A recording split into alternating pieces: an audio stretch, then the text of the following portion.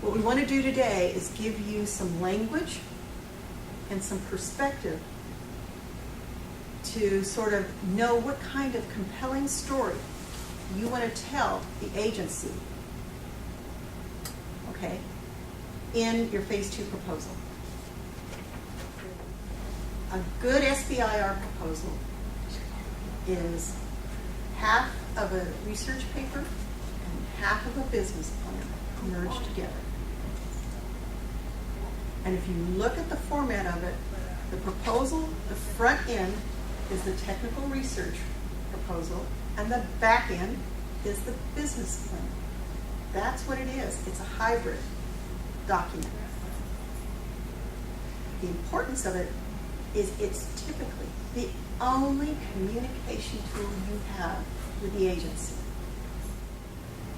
So I'm going to give you my insider's tip on how I sit down to write my Phase 2 proposal.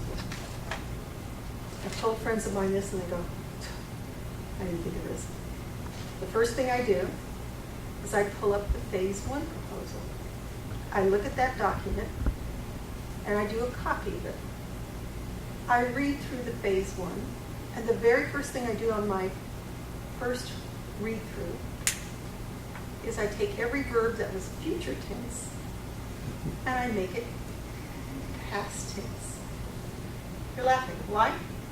When you said in there, we will test, we will, right? We have done. Okay?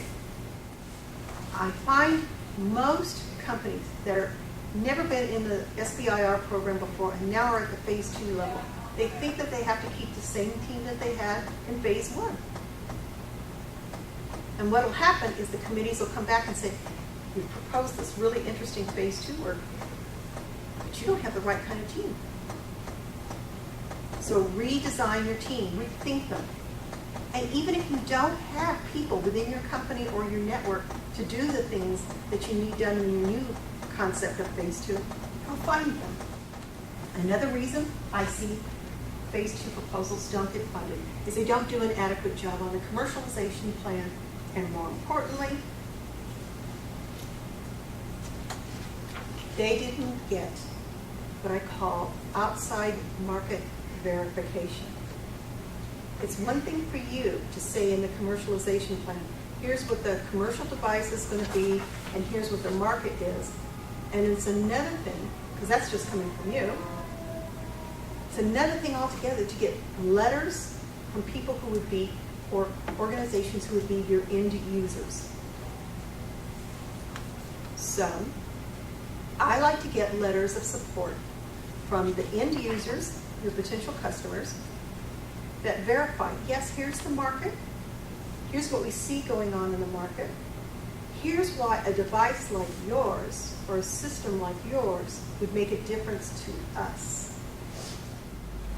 You don't get to stand up there and make a presentation for that. You don't get to do a conference call in. You don't get to send in a videotape.